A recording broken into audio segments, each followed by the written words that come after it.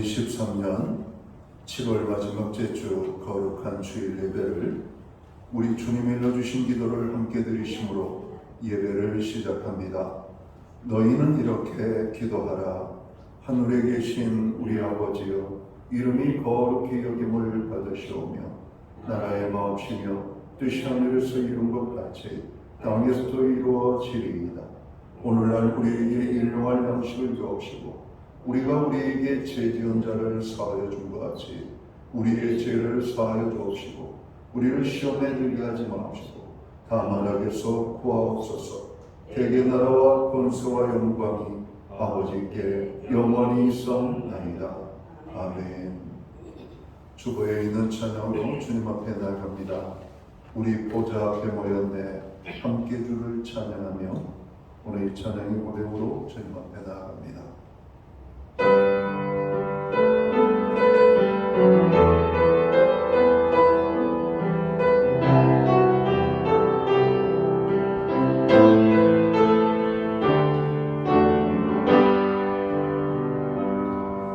우리 보좌 앞에 모였네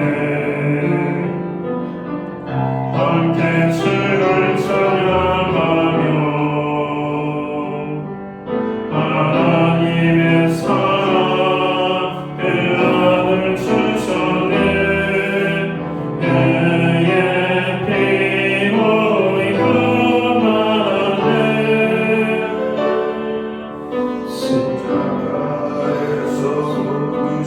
그 사랑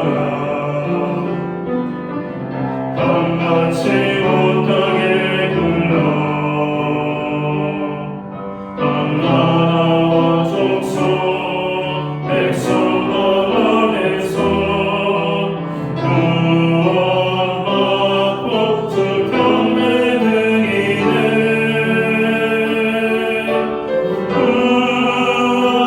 하나님이 보좌에 앉으신 우리 하나님과 어린 양께 있도다.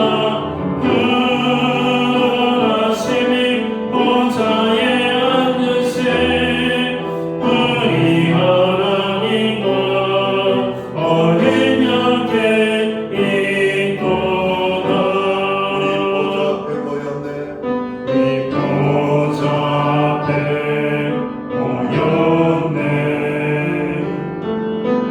함께 주를 찬양하며 하나님의 사랑 그 아들 주셨네. 그의 피로 구원받았네. 십자가에서 쏟으신 그 사랑 감당치 못하게 굴러 나라와 족속 백성 가운데서 구원받고 주 경배드리네. 하나님이 보좌에 앉으신 우리 하나님과 어린 양께 있도다. 하나님이 보좌에 앉으신 우리 하나님과 어린 양께 있도다.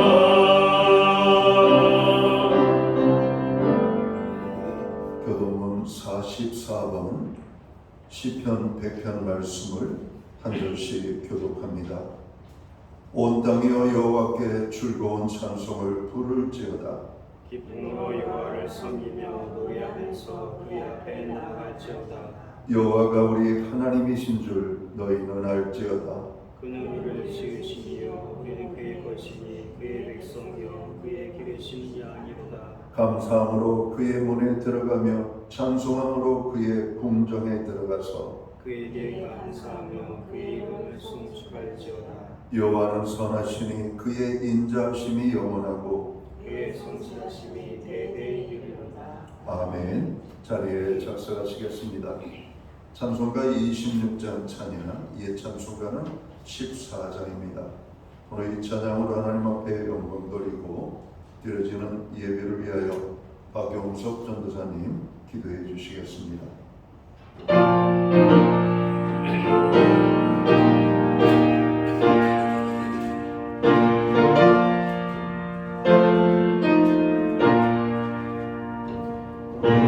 주를 아는 이를 찬송하고 찬송하세.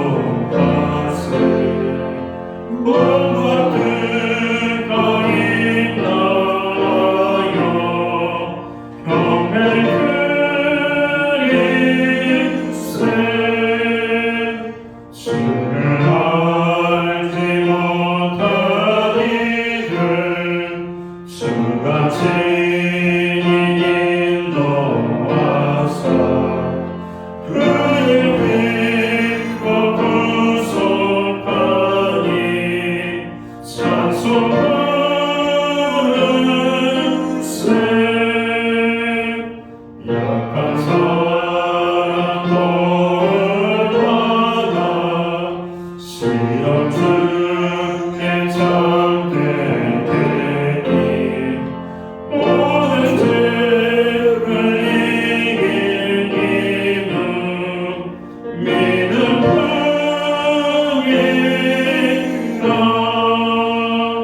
진리 대신 우리 주는 영원토록 변함없네.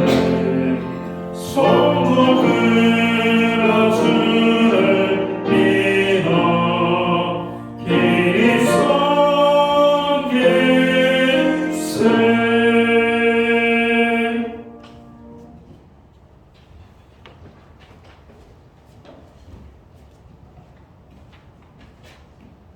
다 함께 기도드리겠습니다.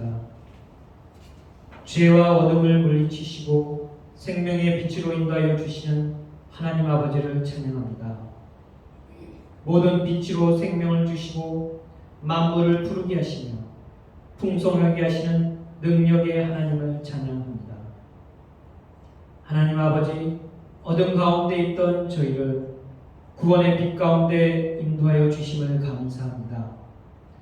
하지만 저희는 죄된 생활을 버리지 못하고 음침하고 어두운 곳에 머물러 죄의 곰팡이가 붙어 죄에 대해 무감각하고 무기력한 삶을 살고 있는지 않는지 돌아봅니다. 이젠 예배를 통해 저희가 눈을 들어 빛 대신 하나님 아버지만을 바라보는 예배되게 하옵소서. 그래서 곰팡이가 햇빛이 비칠 때 없어진 것처럼 저희 또한 빛 대신 예수님 앞에 나와 예배가 되게 하셔서 저희의 온갖 더럽고 음침한 죄들이 사라져 정결한 삶을 살아갈 수 있도록 하옵소서. 또한 오늘 예배를 통해 저희가 예수 그리스도로 인해 정결함을 받는 백성답게 죄에게 종노릇하지 않고 생명의 성령의 법 안에서 자유함을 누리며 승리의 삶을 살아가는 저희들이 되게 하옵소서. 주님, 지금 온난화로 인하여 폭염, 태풍으로 인하여 고통과 슬픔에 잠겨있는 지구촌 사람들을 긍휼히 여기시고 보살펴 주시기를 간구합니다. 또한 지금 이 나라에 홍수와 장마로 고통당하고 있는 사람들이 많사오니 위로하시며 불쌍히 여겨 주옵소서. 하루빨리 복구되어 수혜를 당한 분들이 시름과 고통에서 벗어나 마음의 평안을 찾게 하옵소서. 이번 주에 있을 여름 성경 학교를 위해 기도드립니다. 선생님과 아이들의 안전을 지켜주옵시고 많은 아이들을 보내주옵시고 성령님 임하셔서 아이들이 예수님의 사랑과 능력을 알고 회개하며 자유와 기쁨을 누릴 수 있도록 하옵소서. 연일 무더위가 밤낮으로 기승을 부리고 있습니다. 아버지, 불꽃 같은 눈동자로 저희를 지켜주옵시고 독수리 날개쳐 올라가듯 저희에게 지치지 않고 새 힘을 주셔서 이 여름을 잘 견디고 주님의 은혜와 사랑 가운데 충만한 시간들로 되게 하옵소서. 무더위 속에서도 복음을 위해 피땀 흘리는 선교사님과 그 가정을 도와시고 지켜 주옵소서. 저희 교회는 밤낮으로 깨어 기도하고 말씀에 든든하게 서서 반석위에 세운 교회가 되게 하시고 영혼 구원을 위하여 전하고 섬겨서 열매 맺는 교회가 되게 하옵소서. 오늘 하나님의 생명의 말씀을 전하기 위해 담임 목사님 단위 위에 세우셨으니 그 선포하신 말씀으로 인하여 구원받는 저희가 교회를 통하여 하나님께서 축복하시고 영적으로 성장하게 하시며 하나님의 나라를 이루시는 뜻을 알고 교회를 사랑하고 섬기며 전도하는 일에 힘을 다할 수 있도록 하옵소서. 우리 목사님 항상 영육간에 강건하게 하시고 지혜와 계시를 더하여 주셔서 시대를 읽고 마지막 때에 교회를 깨우고 영혼을 깨우는 귀한 주님의 종이 되실 것을 믿고 기도합니다. 코로나가 재확산 가운데 있는데 소멸시켜 주시기를 간구하며 감사드리며 빛 대신 예수님의 이름으로 기도드립니다.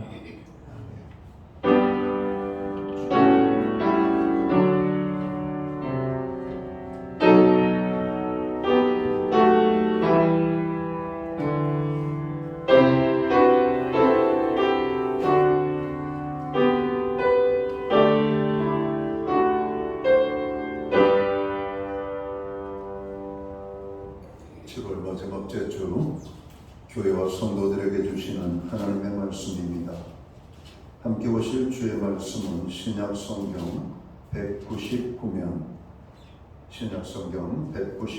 사도행전 8장 1절 말씀에서 13절까지의 말씀입니다. 찾으신 말씀을 한 절씩 교독하는 방법으로 말씀을 봉독하기 원합니다. 제가 먼저 사도행전 8장 1절 말씀을 봉독을 하겠습니다. 사울은 그가 죽임당함을 마땅히 여기더라. 그날에 예루살렘에 있는 교회에 큰 박해가 있어 사도 외에는 다 유다와 사마리아 모든 땅으로 흩어지니라.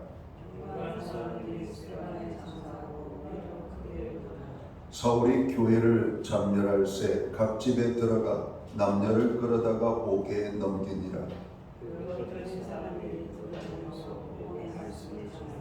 빌립이 사마리아 성에 내려가 그리스도를 백성에게 전파하니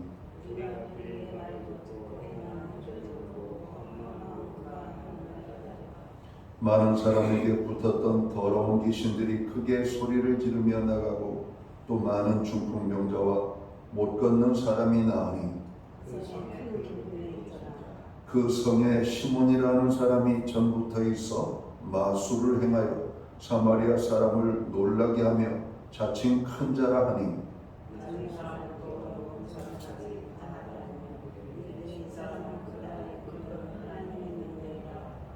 오랫동안 그 마술에 놀랐으므로 그들이 따르더니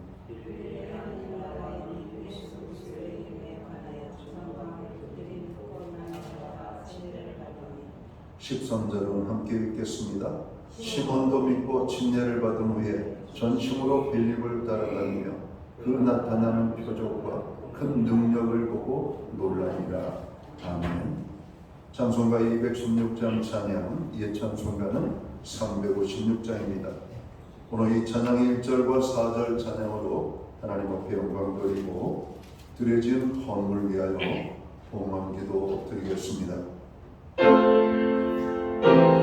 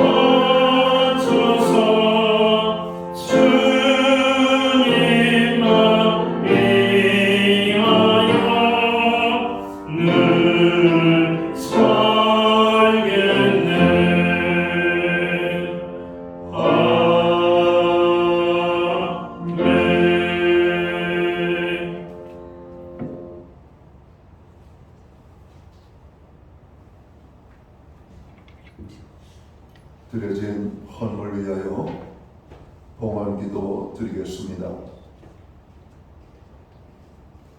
우리의 생사 화복과 우리의 모든 삶을 주관하시는 전능하신 하나님 아버지, 무더운 여름 7월 마지막 제주 거룩한 주일을 우리에게 허락하시고 또 이 날을 기억하게 하시며 아버지의 존전에 나아가 찬양과 경배와 예배함으로 하나님 앞에 영광 돌릴 수 있도록 저희들을 부르심을 감사합니다. 오늘 우리가 드리는 이 예배가 신령과 진정으로서 드려지는 예배로 나아가는 저희들이 되기를 원합니다. 그리고 이 예배를 하나님께서 기뻐 받으시는 예배가 될 수만 있게 되기를 간절히 소원합니다. 지난 한 주간을 돌아봅니다. 전 세계적인 무더위와 정치적인 그리고 전쟁과 또 여러 가지 많은 어려움으로 인하여 고통받는 백성들의 소식들을 듣습니다. 그리고 국내적으로 폭우로 인하여 저로 수해로 인한 고통을 당한 많은 백성들의 그 아픔의 소식들을 들었습니다.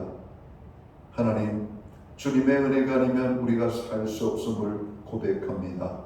저희들을 지난 한 주간 지켜주시고 보호하신 그 하나님의 사랑과 은혜를 다시 한번 기억하며 감사하며 나아가오니 오늘 하나님 우리의 감사를 통하여 영광을 받으시옵고 우리가 드리는 이 예배를 통하여 영광받아 주옵소서.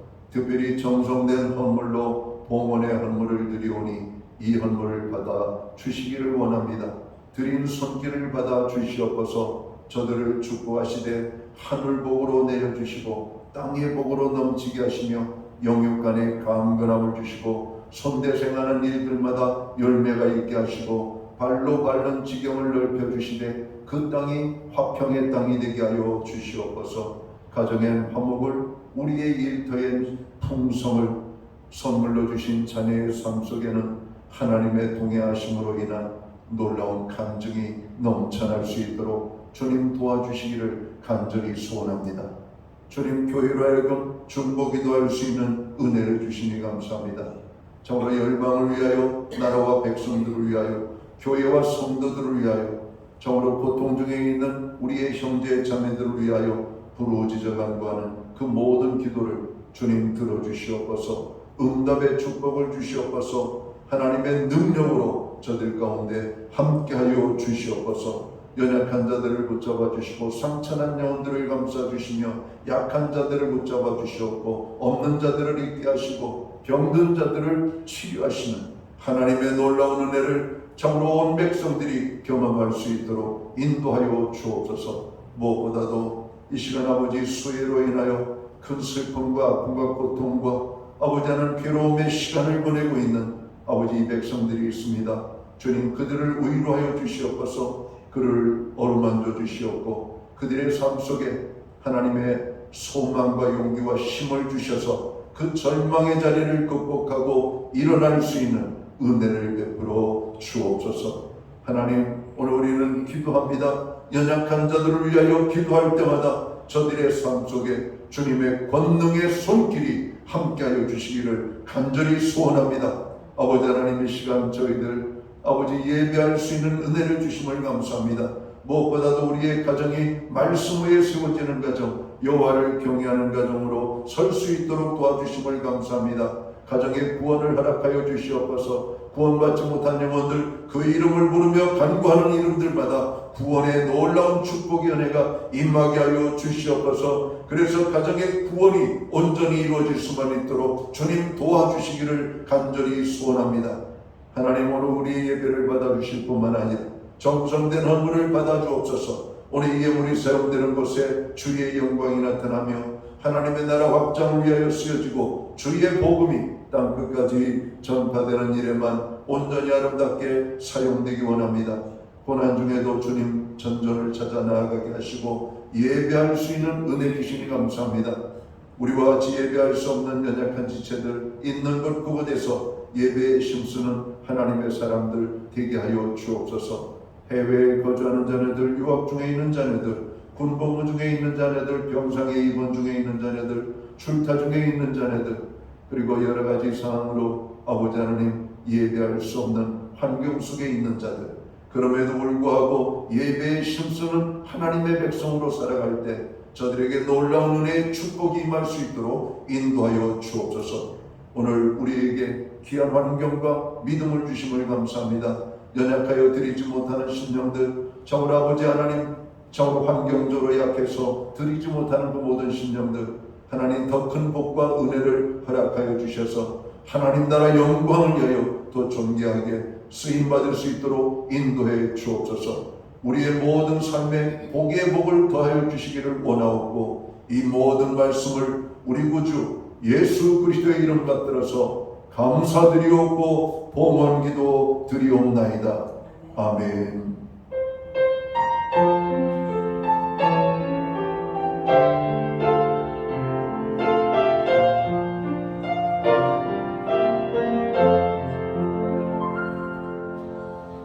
저는 이 시간 교회를 대신해서 7월 마지막 제주 주일 예배에 참여하신 모든 교우들과 또 교회에 처음으로 오래간만에 방문하신 분들을 환영합니다. 또 가정에서 영상으로 이 예배 함께 참여하는 모든 믿음의 권속들에게 주님의 사랑과 평안으로 문안의 인사를 드립니다. 우리 옆에 계신 분들하고 앞뒤에 계신 분들, 우리 반갑게 예쁜 손을 흔들면서 사랑의 인사 나누도록 하겠습니다. 반갑습니다. 축복합니다. 또 주의 은혜가 함께하는 놀라운 예배의 자리가 되기를 간절히 소원합니다. 오늘 교회에 처음으로 나오신 분들을 환영합니다. 예배의 회복이 삶의 회복입니다. 항상 예배에 힘쓰는 모든 성도들 되시기를 바랍니다. 교회를 위한 중보기도에 여러분들 함께 해주셔서 감사합니다. 여러분 교회 주보를 참조하시면서 매일같이 중보기도에 함께 참여해 주시면 좋겠습니다. 코로나 확진자가 여전히 감소세를 보이지 않고 4만 명 내외로 발생되고 있다는 뉴스를 접하게 됩니다. 거기에다가 요즘 독감이 또 유행을 하고 있다고 그러죠. 그런 개인 건강과 위생에 더 많이 힘써주시고 그런 건강한 여름을 보낼 수 있기를 바랍니다. 휴가철이 되었습니다. 건강하고 안전한 휴가를 보내시기를 간절히 바랍니다. 특별히 주일에 못 나오시는 교우들은 목자나 또 사역자들에게 말씀을 해주시면 또 저희들이 함께 기도하도록 하겠습니다. 폭우로 인하여서 곳곳에 수해로 많은 분들이 고통을 당하고 있습니다. 그래서 오늘 교회는 수해를 당한 분들을 위하여 수해 모금 헌금을 하도록 저희가 지난주 공지를 했습니다. 여러분 준비되신 분들은 예배를 마치고 나가실 때 수해 헌금 모금함에 여러분의 정성을 여러분 모두 모아주시면 저희가 수해를 당한 현장에 잘 전달하도록 하겠습니다. 목장 기도 모임은 8월 말까지 방학을 맞이합니다. 그러나 우리가 방학을 맞이하지만 기도를 쉬는 것은 아닙니다. 계속해서 기도하는 목장들이 되시기를 바랍니다. 특별히 선교지를 위하여 많이 기도할 수 있기를 바라고, 오늘 여름 선교학교 이제 금주 토요일과 또 돌아오는 주일에 걸쳐서 그런 이틀간에 걸쳐 선교학교가 진행되는데 우야해서 기도해 주시기를 부탁을 드립니다. 특별히 교사 및 간식 여러 가지 등등으로 여러분 섬기고 도움을 주실 분들은 담당 사역자에게 연락을 하시면 되겠습니다. 8월 중에 예수님을 믿고 구원함을 얻은 하나님의 백성들이 처음으로 주의 말씀에 순종하는 침례 의식을 여러분 진행토록 하기 원합니다. 예수님을 믿고 구원을 얻었지만 아직 세례복은 침례를 받지 못하신 분들은 침례 신청을 해주시면 교회는 침례식을 준비하도록 하겠습니다.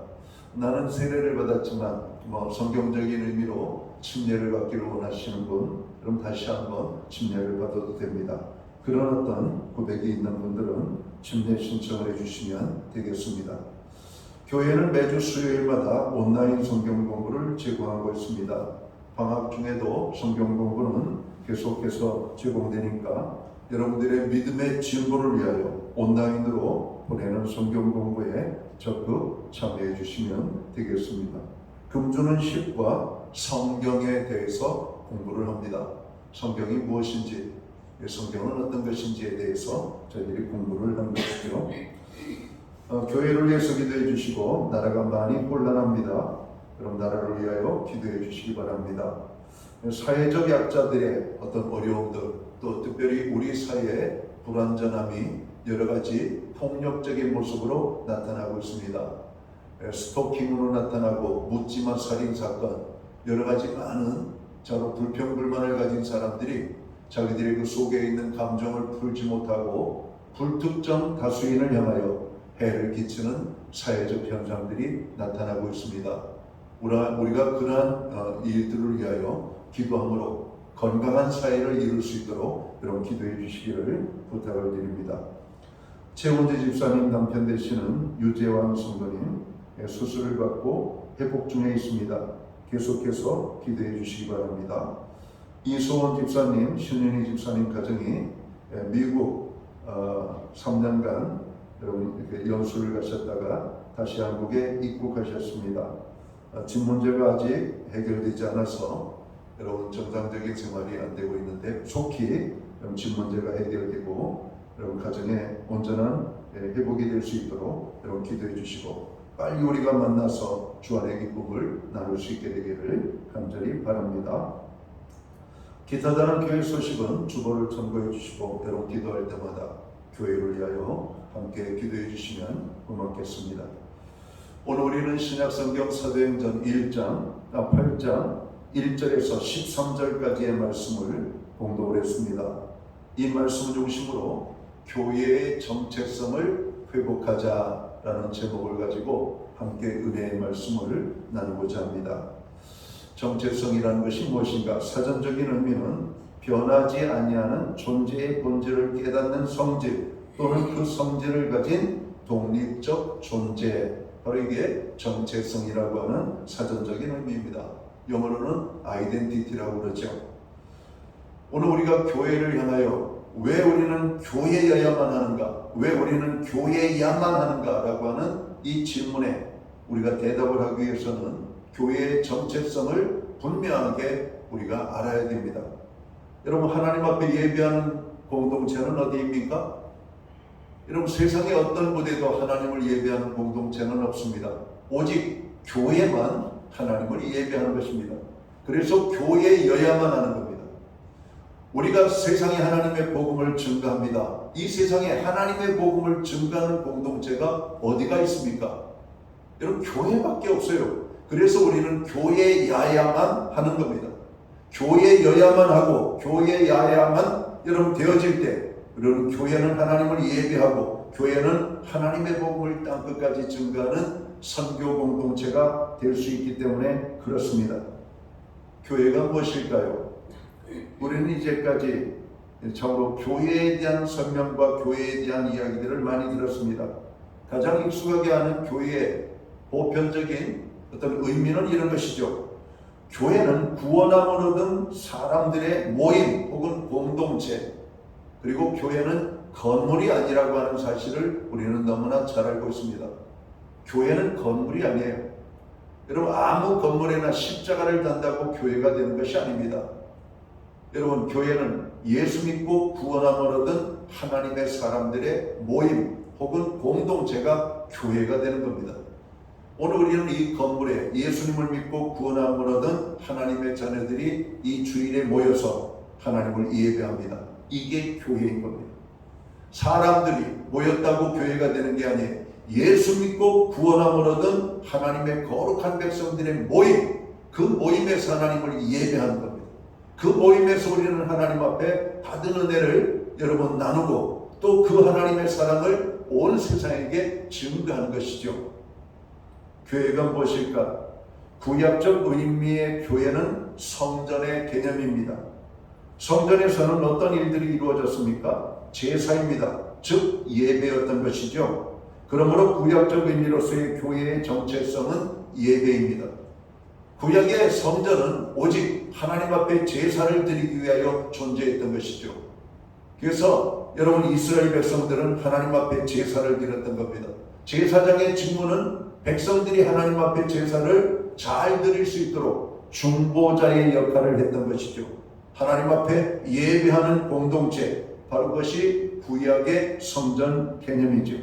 하나님께서는 예배를 위하여 교회를 허락하신 것입니다. 출애굽 사건을 통해서 우리는 하나님의 그 마음을 여러분 우리가 보다 저는 온전하게 알 수 있는 이런 내용이 등장하죠. 애굽의 바로왕에게 하나님의 사람 모세를 통해서 말합니다. 내가 왜 이 백성들을 내놔야 되는가? 이 백성은 원래 하나님의 백성이고 하나님의 백성들은 하나님을 예배하도록 부름을 받은 존재이기 때문에 그들이 애굽의 우상을 섬기는 사람들이 아니라 하나님을 예배하도록 내놓으라고 하는 것입니다. 하나님을 예배하도록. 여러분, 오늘 하나님은 예배를 기뻐하시고 예배를 통하여 영광을 받으십니다. 그래서 하나님은 교회를 세우시고 교회는 예배로 하나님 앞에 나아가는 것이죠. 예배의 가장 두드러진 특징은 거룩입니다. 거룩. 하나님은 말씀하십니다. 내가 거룩하니 너희도 거룩하라고. 그래서 구약의 제사장들은 무엇보다도 성결에 힘을 썼던 겁니다. 하나님 앞에 드릴 제물도 흠과 티가 없는 정결한 짐승을 구별하였죠. 마찬가지로 성도들은 예배의 자리에 나아갈 때 자신을 살피고 죄가 있으면 회개함으로 자신을 깨끗게 하고 하나님의 전에 나아가도록 힘써야 하는 것입니다. 그리고 하나님 앞에 신령과 진정으로 예배해야 되는 겁니다. 그래서 교회는 예배에 소홀함이 없어야 되겠고 성도들 역시 예배에 최선을 다해야 되는 것이죠. 바로 이것이 교회의 정체성이에요. 예수 믿고 구원함을 얻은 하나님의 거룩한 백성들이 주일이 되면 몸과 마음을 깨끗하게 하고 거룩하신 하나님의 존전에 나아가 예배하도록 우리는 하나님 앞에 나아가는 것입니다. 그리고 하나님 앞에 나아가서 우리는 저로 신령과 진정으로 예배를 하는 것이죠. 하나님은 이 예배를 기쁘시게 받으시었고 하나님께서는 예배하는 자들에게 준비된 은혜의 축복으로 넘치게 부어 주시는 것입니다. 그러면 신약적 의미로서 교회는 무엇입니까? 신약의 교회는 선교적 사명을 빼놓고는 결국 교회를 말할 수가 없습니다. 즉 교회는 선교적 사명을 감당하기 위하여 존재했던 것입니다. 이런 이유로 교회는 선교를 해도 되고 안 해도 되는 선택적인 것이 아닌 의무로서 감당해야 되는 것이지요. 교회의 정체성은 선교에 있습니다. 오늘 우리가 사도행전 8장 1절에서 13절까지의 말씀을 봉독을 했습니다. 이 말씀의 내용은 그것입니다. 하나님께서 예수 믿고 구원함을 얻은 사람들을 모이게 하셨죠. 그 모인 사람들이 예루살렘 교회를 이루었던 겁니다. 그런데 이들이 하나님 앞에 예배는 드리면서 저로 하나님의 복음을 증가하는 일에 힘쓰지 않는 거예요. 물론 자기들 백성들끼리에만 하나님의 말씀을 증가함으로 놀라운 구원의 역사들이 나타납니다. 그리고 그 범위를 벗어나지 않는 겁니다. 그러니까 하나님께서 예루살렘 교회에 큰 핍박을 주셨어요. 하나님의 종 스데반이라고 하는 사람의 죽음을 계기로 해서 오늘 교회를 박해하고 핍박하는 가운데 사도들 외에 모든 성도들이 예루살렘 교회를 떠나 그들이 각지로 흩어지기 시작합니다. 각지로 흩어진 그들은 어떤 삶을 살았다라고 말합니까? 오늘 사도행전 8장 1절과 3절 말씀을 우리가 이 말씀을 읽도록 하겠습니다. 4절까지. 사울은 그의 죽임당함을 마땅히 여기더라. 이 스데반의 죽음을 말하는 겁니다. 그날에 예루살렘에 있는 교회에 큰 박해가 있어 사도 외에는 다 유다와 사마리아 모든 땅으로 흩어지니라. 경건한 사람들이 스데반을 장사하고 위하여 크게 울더라. 사울이 교회를 찬멸할새 각 집에 들어가 남녀를 끌어다가 옥에 넘기니라. 4절. 그 흩어진 사람들이 두루 다니며 복음의 말씀을 전할새 빌립이 사마리아 성에 내려가고 또 이방의 지역에까지 오늘 하나님의 사람들이 내려가서 복음을 증가하는 이런 역사적인 일들이 일어났다라고 성경은 말씀하고 있습니다. 신약적 의미의 교회의 정체성은 선교입니다. 여러분 그들은 모여서 기도하고 그들은 흩어져서 하나님의 복음을 증거하는 일을 힘썼던 것을 보게 됩니다. 성경 사도행전 1장 8절은 이렇게 말씀하고 있죠. 오직 성령이 너희에게 임하시면 너희가 권능을 받고 예루살렘과 온 유대와 사마리아와 땅 끝까지 이르러 내 증인이 되리라 하시니라. 오늘 예루살렘으로부터 시작된 이 복음은 유대를, 그리고 유대에서 하나님의 복음이 확산되어 사마리아 땅으로 가고, 그리고 그들은 땅 끝까지 이르러 하나님의 복음의 증거를 하기 위하여 흩어져 나아갔던 것을 보게 됩니다. 그러면 구원함을 얻은 교회를 이룬 우리들은 왜 선교를 적극적으로 해야 합니까? 하나님의 자녀들은 어두운 세상에 빛을 비추어야 하기 때문에 그렇습니다. 예수님께서는 마태복음 5장 16절에서 너희는 세상의 빛이라고 말씀합니다. 여러분, 빛은 어둠을 밝히기 위하여서 존재하는 것이죠. 구약성경 이사야 60장 1절을 보면 이렇게 말씀합니다. 일어나라, 빛을 발하라. 이는 내 빛이 이르렀고 여호와의 영광이 내 위에 임하였음이니라 말씀합니다. 이 세상은 죄로 가득하여 영적인 어두움에 덮여 있습니다. 성경을 보면 애굽이 나일강을 중심으로 위대한 문명을 건축하는 업적을 이루게 되죠. 그러나 이방의 나라인 그들은 우상 숭배와 오늘 그 이방의 나라는 하나님을 경배하지 아니하고 악한 마귀 사단을 경배하는 어두움 속에 갇혀 있었다. 그래서 하나님의 진노가 오늘 그들에게 임하게 되었다라고 성경은 말씀합니다. 그래서 어두운 세상에 빛을 비추는 사명을 위하여 하나님께서는 그의 종들을 보내셔서 회개하고 돌아오게 하시는 겁니다. 여러분, 구약에서 선교사로 부르심을 받은 대표적인 인물이 요나 선지자죠. 요나는 이스라엘의 선지자였지만 이방의 나라인 니느웨로 보내심을 받고 하나님의 말씀을 전하는 삶을 이런 감당합니다. 그는 처음에는 하나님의 뜻을 거절하고 도망갑니다. 그리고 우리가 잘 아는 것처럼 물고기 뱃속에서 회개하고 다시 한번 하나님의 사명을 부여받고 아수르의 수도인 니느웨 땅으로 가서 하나님의 심판이 너희에게 임하고 너희는 망할 것이라고 하는 메시지를 전가하게 되죠. 그런데 신기한 일이 일어납니다. 요나 선지자의 메시지를 받은 니느웨 백성들이 하나같이 왕으로부터 백성 짐승에 이르기까지 다 회개하고 하나님 앞에 돌아섬으로 말미암아 그들은 멸망을 받지 않고 구원함을 얻었다라고 성경은 말하고 있기 때문에 그렇습니다. 여기서 우리는 생각할 필요가 있습니다. 요나의 선교로 어두운 니느웨가 생명의 빛을 보고 회개하고 돌아왔다는 겁니다. 우리는 요나와 같이 하나님의 생명의 빛을 이 세상에 비추는 사명을 감당해야 할 것입니다. 여러분, 우리가 제대로 살면 세상 사람들은 우리를 보고 하나님을 두려워할 것입니다. 우리가 입술을 열어 하나님의 복음을 증거한다면 세상의 사람들은 두려워하며 그들은 정말 어둠의 일을 부끄러워하고 그 어둠을 벗어나 빛 대신 하나님께로 돌아오게 될 것이라고 하는 겁니다. 우리는 그래서 빛된 삶을 살아야 돼요.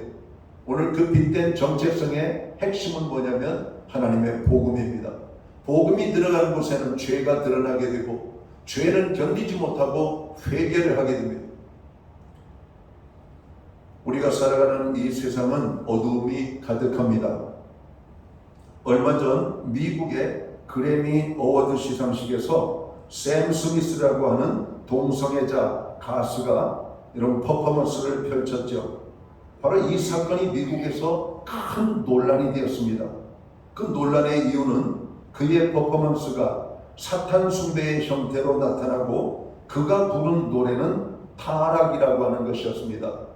여러분, 우리는 하나님의 존재를 거룩이라고 말하죠. 그 거룩을 우리는 홀리라고 말하는 겁니다. 그런데 오늘 이 샘 스미스라고 하는 동성애 애자가 부른 노래는 언홀리입니다. 여러분, 타락이라고 하는 노래를 불렀던 겁니다. 여러분, 전 세계로 나가는 방송에서 오늘 동성애자 가수가 사탄을 숭배하는 듯한 퍼포먼스를 행한 것입니다.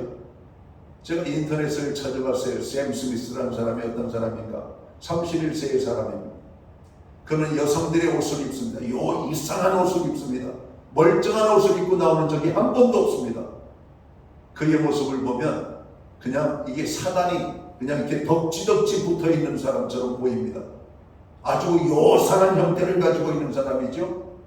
그것이 오늘 미국에서 여러분 진행하는 세계적인 음악상인 그래미 어워드 시상식에 여러분 초대 가수로 불림을 받고 그가 거기에서 노래를 한 거예요. 그 기회를 그 사람들은 놓치지 않았습니다. 자기들의 정체성을 온 세계에 드러낸 겁니다.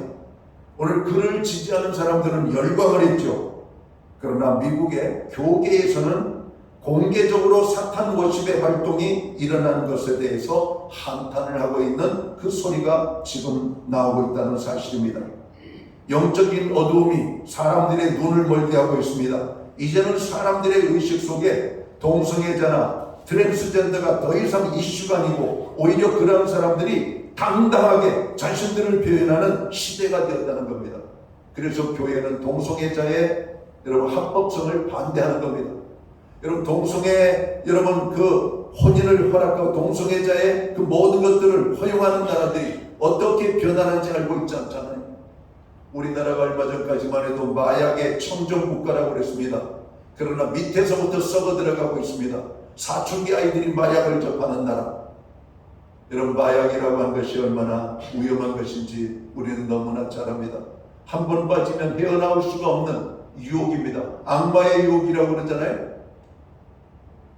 여러분 많은 사람들이 도박에 빠지고 마약에 빠지는 이유가 뭘까? 궁극적으로는 하나님이 없는 그들은 쾌락을 추구하게 할 수밖에 없기 때문에 쾌락을 추구하는 도구가 바로 도박이요 마약인 것입니다. 하나님이 없는 사람들의 삶의 목적은 오직 쾌락에 있죠. 쾌락에 있습니다. 이 세상을 지배하는 것은 물질과 쾌락과 권세입니다. 사람들은 허탄한 것을 따르며 쾌락을 추구하며 영적인 어두움에 사로잡혀 살아가고 있습니다. 이러한 시대에 우리가 감당해야 될 사명이 무엇인가요? 이 세상에 필요한 것은 하나님의 사랑이며 그리스도의 복음이라고 하는 사실을 우리는 알아야 할 것입니다. 예수 그리스도의 복음이 어둠을 밝히고 빛의 자녀가 되게 하는 능력입니다. 우리는 이사야 선지자의 외침을 들어야만 합니다. 일어나라 빛을 발하라 이는 내 빛이 이르렀고 여호와의 영광이 내 위에 임하였느니라. 우리는 왜 선교를 해야 되는가? 선교는 어두운 세상에 하나님의 빛을 비추는 통로이기 때문에 그렇습니다. 하나님의 자녀들은 어두운 세상에 복음을 전해야만 합니다. 이 세상의 어둠에 갇혀 있을 때 빛으로 오신 분이 바로 예수 그리스도이십니다. 예수님께서는 나는 빛으로 세상에 왔나니 물은 나를 믿는 자는 어둠에 거하지 않게 하려 함이로다. 요한복음 10장 46절의 말씀이죠. 예수님께서는 이 세상에 생명의 빛으로 오셨다라고 말씀합니다. 예수님은 하늘의 모든 영광을 버리고 어두운 이 세상에 선교사로 오셨다라고 하시는 말씀이에요.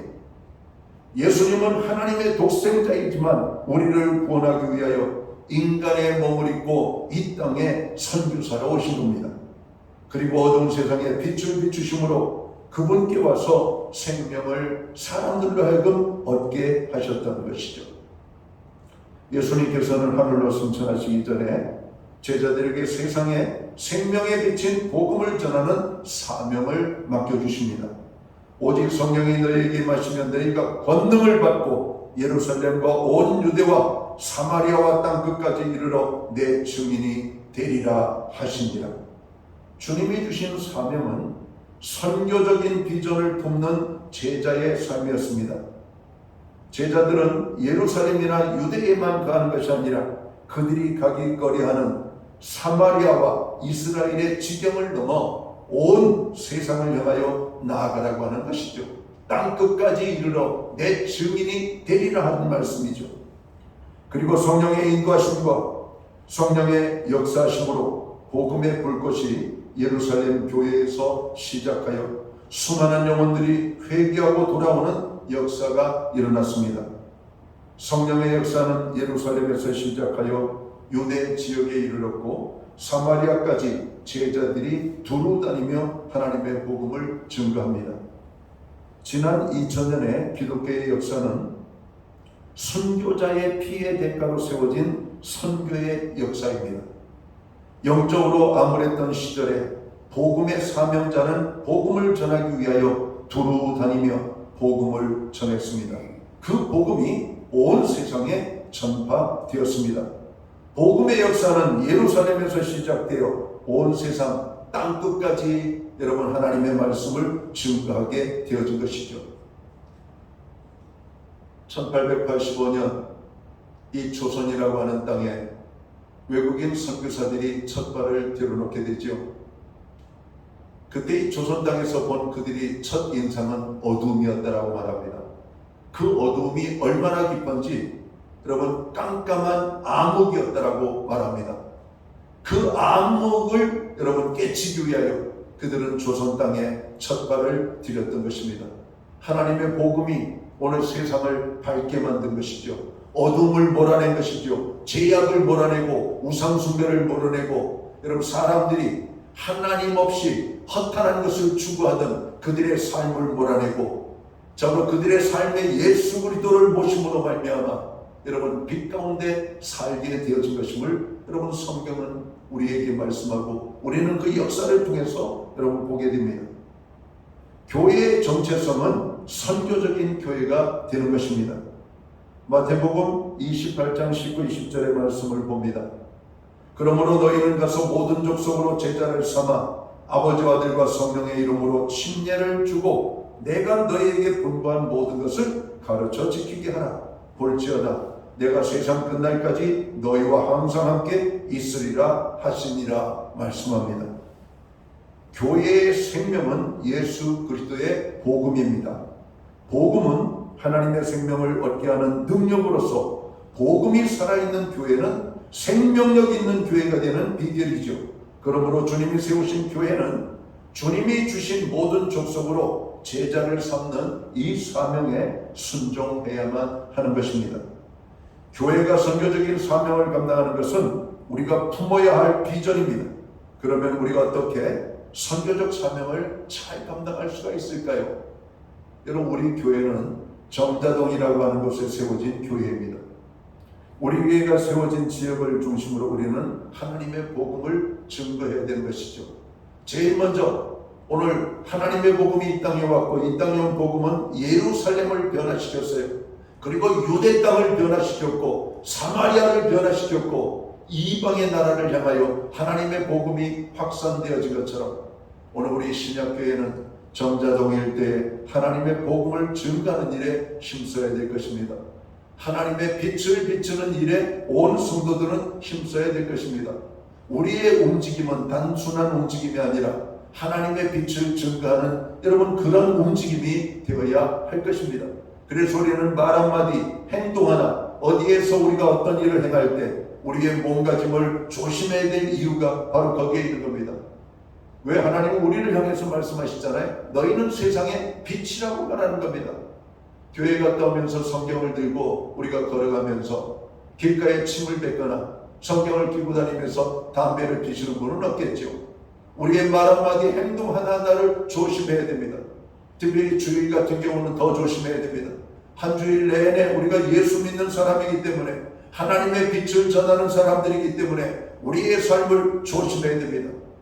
반찬가게에 가서도 주인에게 친절해야 됩니다. 여러분 물건을 파는 사람들이 친절해야 되는 것은 당연한 것이지만 물건을 사는 우리들도 친절해야 되는 겁니다.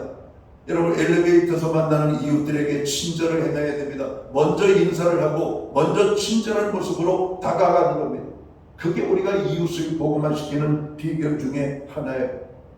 안디옥 교회 성도들은 그 지역에 사는 모든 사람들에게 인정을 받았습니다.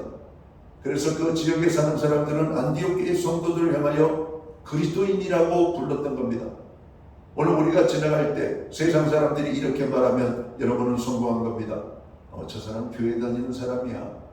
저 사람 예수 믿는 사람이야. 여러분 그 소리가 나올 수 있도록 여러분 선교적인 삶을 지역에서 살게 되기를 바랍니다. 가정에서 믿지 않는 남편에게 오늘 아내의 빛된 삶을 보여주셔야 돼요. 그래서 남편으로 하여금 아내의 여러분 부를 때 당신은 진짜 예수 믿는 사람 같아, 이런 소리를 들어야만 되는 겁니다. 남편들에게 더 친절하십시오. 남편들에게 더 성경적으로 복종하십시오. 남편들을 사랑하고 남편들을 귀하게 여기십시오. 예수 믿는 아내의 귀하게 여기는 것은 빛입니다. 빛. 세상 사람들처럼 살지 마십시오. 하나님의 말씀을 따라 여러분 믿음으로 살 때 믿지 않는 남편이 변화되고, 믿지 않는 가족이 변화되고, 믿지 않는 형제들이 변화되어지고, 믿지 않는 친구들이 변화되어지고, 믿지 않는 우리의 이웃들이 여러분 우리를 바라보며 예수 믿는 사람이라고 말하게 될 것입니다. 여러분 우리가 선교적인 삶을 어떻게 살아갑니까? 또 다른 모습은 우리가 선교를 하고 있으면 선교를 더 잘해야 되겠고, 선교를 안 하고 있다면 선교를 해야만 합니다. 여러분 교회가 크다고 선교하고 교회가 작다고 선교를 안 하는 게 아니에요. 우리 교회는 지금도 많은 선교지에 물질과 기도로 후원하고 있습니다. 그리고 국내적으로 하나님의 복음을 증거하는 일에 연약하지만 그 연약한 교회를 십시일반 작은 물질로 기도로 여러분 동참하고 있습니다. 우리는 또 우리 기독교 한국 침례회라고 하는 공동체를 통하여서 여러분 협력하고 지방의 모임을 통해서 협력하고 하나님의 이름이 땅끝까지 증거되는 일에 여러분 우리가 적으로 쓰임받고 있습니다. 이런 선교적 사명을 우리 교회가 감당을 하는 겁니다.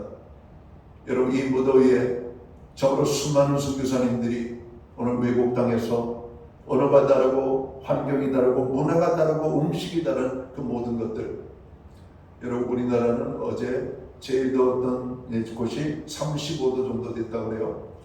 미국의 피닉스라고 하는 여러분 도시는 48도까지 올라갔다고 합니다. 여러분 스페인의 마드리드 42도. 여러분 살인적인 도입니다.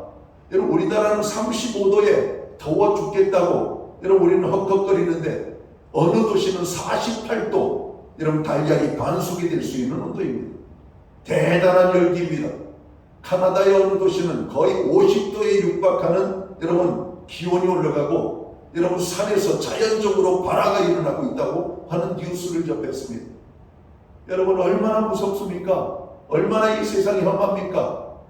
여러분 그런 지역에 하나님의 복음이 여러분 증거되어져야 됩니다. 여러분 인도 땅에, 아프리카 땅에, 여러분 남아메리카 땅에, 그리고 이 극동아시아 여러분 이슬람 지역에, 중동에까지 하나님의 복음이 증거되기 위해서는 교회가 이 선교적 사명을 더 잘 감당해야만 되는 것이죠. 우리는 선교를 하기 위하여 기도해야 됩니다. 선교를 위하여 많은 물질을 여러분 선교지에 보내야 됩니다. 그리고 할 수만 있다면 교회는 여러분 단기 선교를 하든지 선교지에 방문해서 선교사들을 위로하고 그들을 격려하고 그들에게 힘주는 사명을 우리는 감당해야만 할 것입니다. 우리의 또 다른 작은 선교적 사명은 수혜를 당한 지역에 하나님의 복음이 여러분 전파되도록 우리의 빛을 그들에게 비춰주는 겁니다. 그게 수혜 복음 헌금에 우리의 마음을 담아서 함께 동참하는 것이죠. 여러분 우리는 수혜를 당하지 않고 편안하게 지내고 있습니다. 수혜를 당한 현장은 어떨까요? 집안 안방까지 여러분 토사가 밀려와가지고 잠자리가 다 잃어버렸습니다. 그들이 애써 가꾼 농작물이 소실되었습니다. 생명의 소실이 있었습니다. 재산의 손실이 있었습니다. 소를 생명처럼 키우고 자식처럼 키우는 여러분 소농장에 여러분 소들이 죽어 여러분 물에 떠내려가는 그 농부의 어떤 축사를 여러분 운영하는 여러분 사람들의 심정을 여러분 헤아려 보십시오. 우리가 할 수 있는 것은 그들을 위하여 기도하는 겁니다. 그들을 위하여 작은 정성을 보내는 겁니다. 이것이 바로 선교적 마인드로 살아가는 것이죠. 이제 말씀을 정리합니다. 하나님께서는 41년 전에 우리 신약교회를 세우시고 구원함을 얻은 성도들이 예배자로 서게 하시고 우리를 선교에 사용하셨습니다. 마지막 때를 살아가는 우리 신약교회 성도들이 더욱더 주님의 나라가 확장되고 복음의 지경이 넓어지는 놀라운 역사에 쓰여지기를 저는 간절히 소망합니다. 그리고 이 일에 함께함으로 놀라운 하나님의 은혜와 축복을 누리는 우리 모든 성도들이 되시기를 주님의 이름으로 축원합니다. 사랑하는 성도 여러분, 교회의 정체성은 예배에 있습니다. 또다시 교회의 정체성은 선교에 있습니다. 성도 여러분, 예배에 힘쓰시고 선교에 항상 관심을 갖고 참여함으로 하나님의 영광을 위하여 주님 앞에 서는 그날까지 멋지게 살아가는 저와 모든 성도들이 되시기를 주님의 이름으로 축원합니다. 기도합니다. 하나님 아버지, 예수 믿고 구원함을 얻은 하나님의 백성들인 오늘 우리들이 모여 교회를 이루가 교회가 되게 하심을 감사합니다. 교회의 정체성은 예배에 있습니다. 교회의 정체성은 하나님의 복음을 땅끝까지 증거하는 선교에 있습니다. 하나님, 우리는 예배는 잘 있지만 여전히 선교에는 미약합니다. 예배자로 살 뿐만 아니라 선교적 삶을 삶으로 말미암아 하나님의 영광을 드러내며 하나님의 은혜와 축복을 누리는 저와 모든 성도들이 되도록 주님 역사하여 주시옵소서. 예수님께 하신 이름으로 기도하옵나이다. 아멘. 자리에서 다 함께 일어나셔서 찬송가 518장 찬양 1절 찬양 드리고 축감으로 오늘 예배를 마칩니다.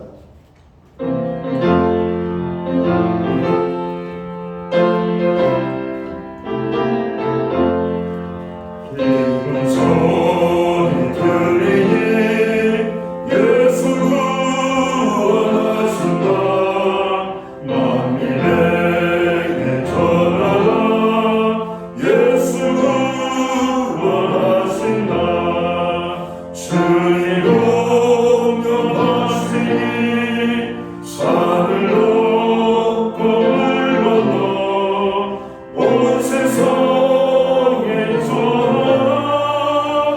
예수 구원하신다. 기도드리겠습니다. 이제는 교회의 머리가 되시는 우리 구주 예수 그리스도의 크신 은혜와 우리 하나님 아버지의 무한하신 사랑하심과 성령님의 감화 감동 교통하시며 늘 함께하여 주시는 역사가 교회의 정체성을 바로 이해하고 바로 깨닫고 바르게 살기를 다짐하는 오늘 예배에 참여한 하나님의 사람들 머리 위에 주께서 세우신 교회 위에 이제로부터 영원토록 함께하여 주시옵기를 예수님의 이름으로 간절히 축원하옵나이다. 아멘.